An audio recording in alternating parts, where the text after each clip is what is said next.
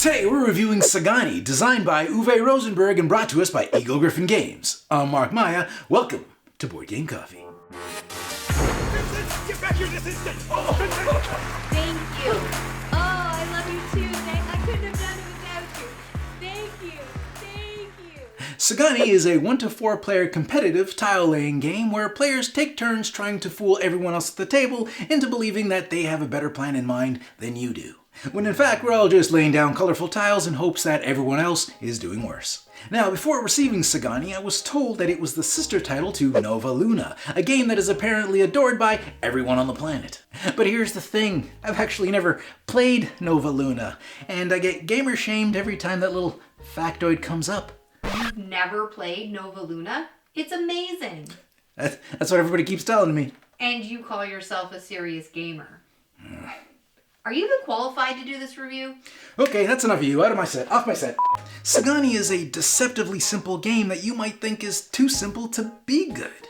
But you, sir, madam, would be dead wrong. Sagani is, in my self-proclaimed professional opinion, amazeballs. It's such a joy to play, and teaching it isn't much harder than teaching someone to play tic-tac-toe. Don't believe me? Here we go. On your turn, take one tile from this row and place it in front of you in any orientation you like. Place one disc on the center of the tile equal to the number of pointers on it. 4 pointers, 4 discs. If any pointer ever points to a tile of the matching color, cover that pointer with one of the discs. Once all the pointers on the tile are covered, remove the discs, flip the tile, and earn the points printed on the back. Continue to do this around the table until somebody reaches 45, 60, or 75 points depending on player count, and bam! Now you know how to play Sagani. Sure, there are a few additional rules on restocking the tile row and these intermezzo spaces, but that's all secondary. Now, I'll admit, when I read the rulebook for the first time, I didn't think there was a whole lot there. I literally read this in bed, turned over to Britt and said, I'm not exactly sure where the game part is. And holy Rosenberg, was I wrong. Hey. When I described Sagani as deceptively simple, I meant it. It was so simple, in fact, I couldn't see it for its genius. And everyone I've taught it to has had similar thoughts. And that's how you play Sagani. Okay, well, this doesn't sound like much of a game, but he's never been wrong before. Like, never. He's just so amazing. I must be the luckiest girl alive. Is that it? I don't really see how this could be much fun. But he is devilishly handsome. And someone that good looking must know what he's talking about. Wow, she must be the luckiest girl alive. Meow meow meow meow meow meow meow meow meow meow meow meow meow meow meow meow. Throughout my many playthroughs with Sagani, the rate request to play again is 100%, and it's easy to see why. From teach to play, the experience is as smooth as it gets. Hold on, one second. Oh, hey, it's Jess. Hey Jess, what's up? I just saw what you did. I don't know what you're talking about. Oh, really? Hey, Jess, can you just read a few lines for me? I'm doing a bit about Henry Cavill. Sound familiar? You sneaky little weasel. Next time Okay, looks like we lost connection. Oh, Chris is calling. We'll just send that to voicemail. Sagani is a game about laying down tiles and matching colors, and planning out your color matching strategy is simple enough. But getting your hands on the tiles you need before the other greedy little tile pickers pick your tile is another story entirely. Because if you're playing with people that are out to get you, they could take a tile you need just out of spite, although at the risk of screwing up their own future plans.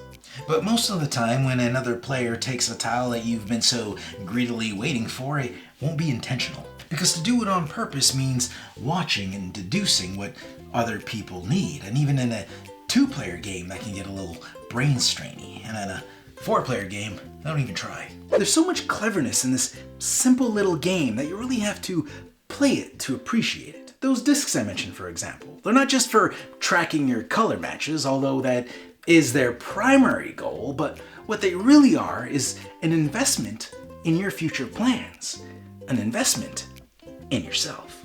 You see, the number of discs you're playing with is finite, and you don't get them back until you score a tile.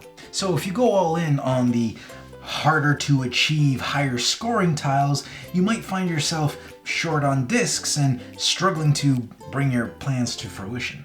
Now you're probably asking yourself, what if you do run out of discs? What if they're all in play and vested in this long shot plan of yours and tied up on tiles that you just can't match up? Well, then I guess you just gotta sit back, twiddle your thumbs, and skip your turn until something better comes along. Wrong. Investing in your future plans isn't optional, so once you set a plan in motion, you're gonna have to see it through. And if you don't, you're in for a rough ride on the back of some bad discs. You see, every turn you're gonna have to take a tile and incorporate it into your layout. And you're gonna have to do that whether you can afford it or not, which is something you're gonna wanna keep in mind. Because if you're all out of your personal discs when it comes time to pay the piper, you're going to have to take on these red discs to pay off your tile laying debt. And each red disc you take is going to cost you 2 points. It's kind of like the bank calling you up and saying, hey, you remember that great idea you had? And you're like, oh, that. Yeah, that's not quite working out, so we're going to pass on that loan. Thanks anyways. Oh no, you're taking that loan. Then they force you to take their money with interest. The interest being the points you lose as soon as you take the discs. Although that's not actually how interest works. But as far as gameplay goes, it works great for a few reasons. It forces you to keep an eye on your supply, makes you think twice about going all in on every 10-point tile that shows up, and it adds a welcome bit of tension as players scramble to match colors in a desperate attempt to reclaim their discs. But the red discs aren't all bad. I mean, taking a 2-point hit in order to score a 10-point tile is a pretty good trade-off. And once you take a red disc, it becomes a permanent part of your disc supply, and you can use it for the rest of the game without taking a penalty. So yeah, not all bad. You know that feeling you get when you do something that works out really well, but you didn't know it was going to work out as well as it did, but nobody else knows that you didn't know how well it was going to work out, so you just play it off like it was part of your master plan right from the beginning? That's what it's like to play Sagani. Now, I don't want you to think that Sagani is based on luck, because it's not. It's about making the most of what's available to you and setting yourself up for future success. So plan accordingly. Because when that moment comes and your tiles line up just right, and you get to lay down that one that lets you flip over two, oh baby, does that feel good? It gives me that feeling of, oh hell yeah, see what I did? I did that. That was me. Bask in my glory. And the best part is, you don't have to be a strategical genius to pull that off. But you feel all that much better when you do. And because of these multi-scoring moments, it's possible that a player in last place can get enough points to zip themselves ahead of the line and win the game. I've seen it happen. And never once did that seem unfair. It was always well earned. Now, before I jump into my final thoughts, I want to touch on the art. It's adorable. These little elemental demons are just so darn cute. Who would have guessed that beneath that cartoony exterior laid one of the most clever little puzzle games that I've played all year? And I mean that. Sagani is hands down one of my favorite games of the year. And not just because I enjoy playing it, but because everyone I've played with enjoys playing it. And that means a lot. In short, Sagani is a devilishly clever game of color matching strategy that'll keep you coming back for more. So if this sounds like a game you're interested in and you can manage to get your hands on a copy, I highly recommend you do so.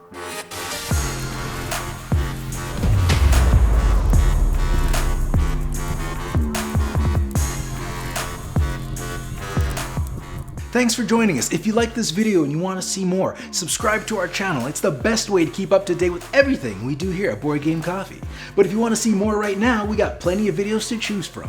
And if that's not enough, follow us on Instagram, Facebook, and Twitter. I'm Mark Maya, and this is Board Game Coffee. And remember, have fun, keep gaming, be social. See you next week.